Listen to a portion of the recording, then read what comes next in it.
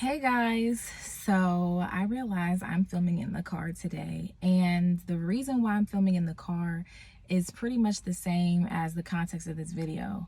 I'm a working mom, I'm always on the go, I'm always in the car. So don't worry about where, just worry about the message that's behind this. So this video is going to be all about my experience as a working mom, what I thought it was going to be like versus reality, and how I would like my life to look moving forward. So let's get into it. So first off, I had always been a pretty independent woman. So I didn't really rely on other people. I went from having a career in banking to going into real estate, which turned out to be really well. I did really well my first year. And I had my own house, paid my own car note. There was really nothing that I went without. I really wanted for nothing.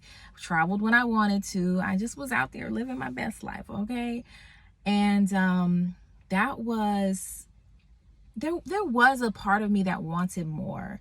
So even though I was okay in those areas, I was a single woman when I got pregnant. I was single, but it was still a point in my life. I think that every woman has this internal pull to want to have children. I don't know what it is, but I literally, when I would watch my friends with kids, I would have this feeling of wanting that bond with a child. I don't know, call it maternal, instincts, or this maternal feeling, but I wanted that for myself. But I was always the person who was like, I'm not having any kids till I'm married. Oh, I don't have any kids because I don't have a ring. When I get this ring, you'll see me pregnant. So that was me. I never imagined myself as a single mom. I came from a two-parent household, and that's really all that I identified with. So that's all I could see as my future as well. And that's still going to be my future, but that's, we'll talk about that a little bit later. But anyway, when it came to my life and my lifestyle, I worked, and then I enjoyed the fruits of my labor. That's as simple as plain as I could make it. I did work hard, and then I took multiple vacations per year, or the day off or the night off, whatever I wanted, whenever I wanted. And that was pretty much my lifestyle. When I found out I was pregnant, I was not upset about it. I think I was naive about a lot of things in regard to how a co-parenting relationship would look like. But I just thought, I would just take my baby with me. So she's gonna go to showings when I need her to, or at the time I still have my handyman contractor company. So I would just figure that I would just take her with me. And let's just say that things didn't work out exactly like that, okay? I took about 8 weeks totally not going to work, not worried about work or anything. After I had the baby, I took about 8 weeks of maternity leave. If you work for yourself, you know that you don't actually get a paid maternity leave, but I just wasn't working in those 8 weeks, so I wasn't making any money. But that was, that's what I chose to do because I wanted that time to exclusively bond with my baby. After the 8 weeks, I had this burst of energy, and I was like, I'm ready to get back into the field. I'm ready to work. And I remember my first couple of jobs, taking the baby with me, and it being so much work. First off, I did not have a baby that likes car rides. I thought that all babies love the car and they just fall asleep when you start driving. No, Maya hated the car. She hated her car seat, And every time we drove anywhere, she would just scream to the top of her lungs. I would have to stop, nurse her on the side of the road, nurse her at the gas station, nurse her at the store, like constantly having to stop. And it really heightened my anxiety to the point where I did not want to take her anywhere. Like if I had to take her, then I didn't want to go. And it wasn't that I wanted to be without her either. So it was just like, I don't want to go. I don't want to do anything, because riding around with her was just miserable for both of us. And not to mention, when you are a breastfeeding mom, like that's a constant, okay? That's a constant job. Whether you are latching that baby and the baby is nursing, or you got to make sure you're pumping when you're not latching or when your baby is not with you. And it's just a around the clock cycle thing. Like I haven't slept through the night in almost a year now. So that was another thing that I really did not plan for or anticipate, like it being such a demanding thing to have to do. But it was what I chose to do. And, you know, I don't regret that decision. I just wish that I planned that better. But even if I did plan it, at the end of the day, you either going to do it or you're not. So you're either going to nurse or pump every 2 to 3 hours, or you're going to feed the baby formula. But there's no in between. And when you're a working mom, like, first off, you have to make those types of concessions. Thankfully, I did work for myself, so I could take those breaks when I needed it, but it still made things very difficult. Now, I want to put a disclaimer out here that this is my experience and these are also my opinions. So if you are a working mom and you got it all figured out and you're able to balance your work home life and you are happy with how everything is turning out, then good for you. Like, kudos to you. I'm a working mom. I'm still figuring it out, and these are my opinions, but this is also based on what I've been going through and what I'm continuing to go through. Also, I'm a single mom, so that plays a big role. Like if you have a 2-parent household, then it may be a little bit different. It may be easier to navigate. It may be harder to navigate because you also have a husband that you're always having to consider. But at the end of the day, like, this is my experience and this is my truth, so I'm just going to speak it. Also, this is probably more geared towards women with like smaller kids, because once kids reach school aged, they have a lot more independence. So they're not constantly, needing your attention, and they can kind of do their independent play or schoolwork or whatever the case may be. So this will probably be best related to women who have small children, like under 3. Okay, let me just get straight to it. There's going to come a point in time where you're going to have to choose work or being a full-time mom.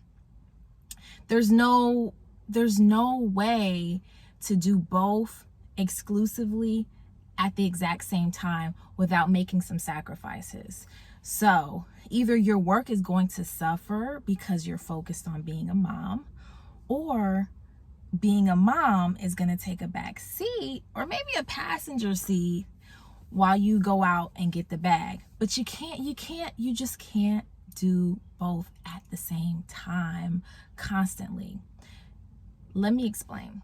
You can put your child in daycare and you can go to showings, or you can go to listing appointments, or you can go to open houses, or you can do whatever other career that you have that needs your time. But your child is in daycare and someone else is helping raise that child while you're out working and making money. Then on the other hand, you can be a stay-at-home mom and you can do all the sensory activities and you can play with your baby. You can exclusively breastfeed, so you have to be with the baby 24/7, or do whatever that child needs at that point in time to hit those development milestones. But you're not going to be able to do all of the things that require your attention when it comes to work. You just have to pick and choose which weighs out the other on days or weeks or however you want to do it. But just understand that. Don't be naive like me and thinking that I'm super mom and I'm going to be able to have the exact same business or better and still have the same type of life that I wanted, which was to be a stay-at-home mom. Let me repeat. I want to do the things with my kids, okay? I don't want someone else to raise my kids. I want to do those sensory activities. I want to take them to the park. I want to take them to the library. I want to be there and be present as often as I can. They're only little once. So it was my choice and my decision to have said child.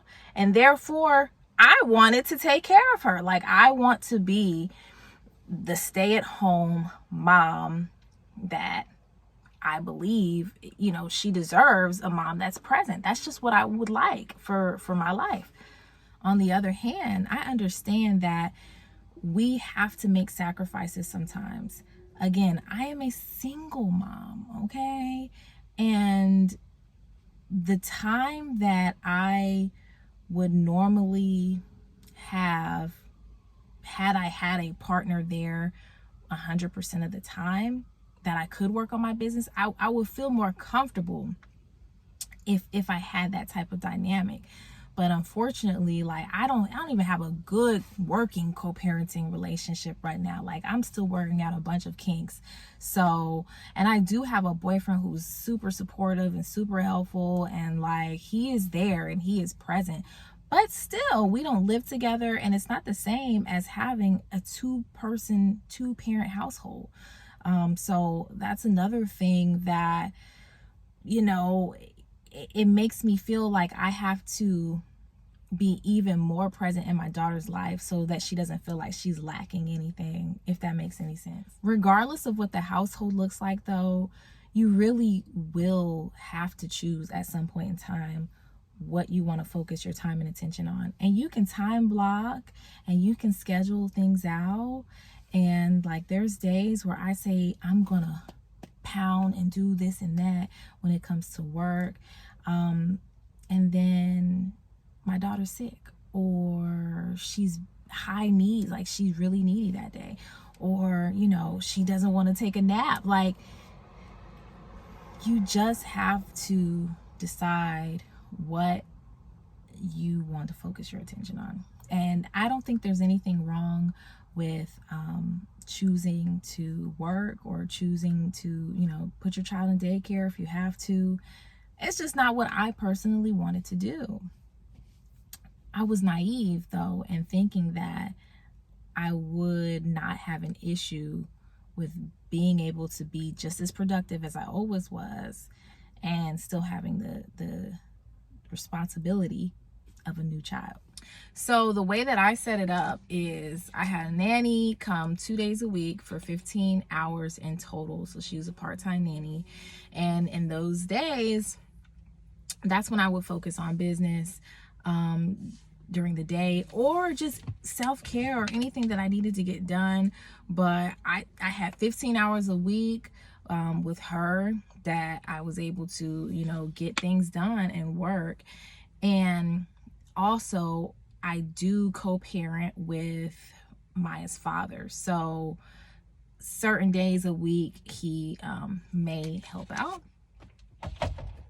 And so I did have some time where I could focus on my business, but those days allowed me to be present and be 100% there when I didn't have any help.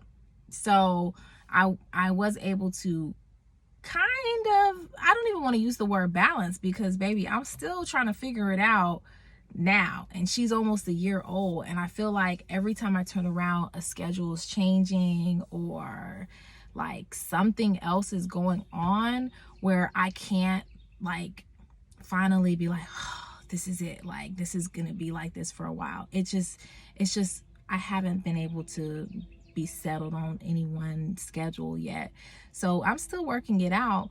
But I'm a big advocate for having some help. Like, I don't think that any mom should have their baby 24/7, whether you're a stay-at-home mom or working mom or whatever.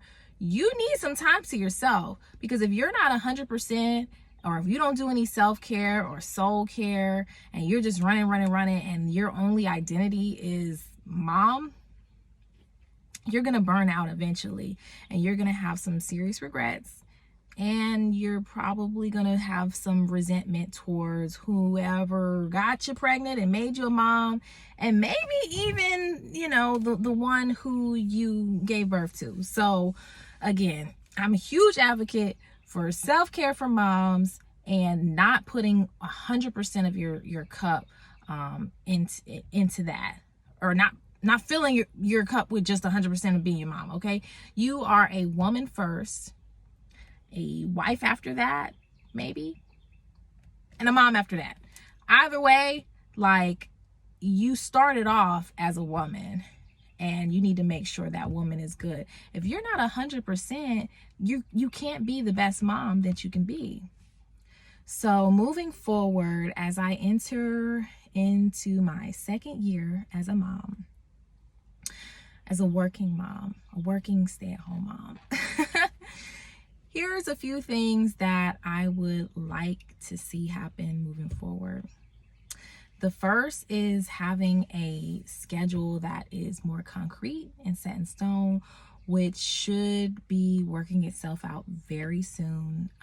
So I am hopeful that that is coming to an end, or at least a comma, for a while.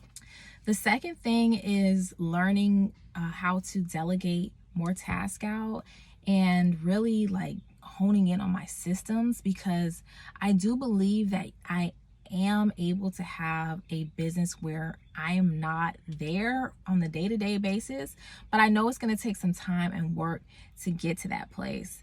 Now, being able to sacrifice time with my daughter in order to get to that place in my business is really rough for me right now, and it's really not something that I honestly want to do. Life is too short, and I just don't want to, like I said, give up time with her to build my business, but I would like to have more of a balance. So working on those systems though, and little by little building up to the point where I can remove myself as much as possible from any type of day-to-day work. I just don't want my happiness to be tied to money, like in any way or any capacity. So whether I choose to continue on this, in this business, in this industry, or if I choose to do something else, it's not about strictly the dollar sign for me. It's about what I am doing with the money that I make and what actually fulfills me. And so, we'll see. For now, like, this is, what I enjoy doing, and I'm going to continue to do it because I enjoy doing it, not because I'm making, buku money. If I am, or if I'm not, I'm not. But if I was, like, it really wouldn't be just about that ever.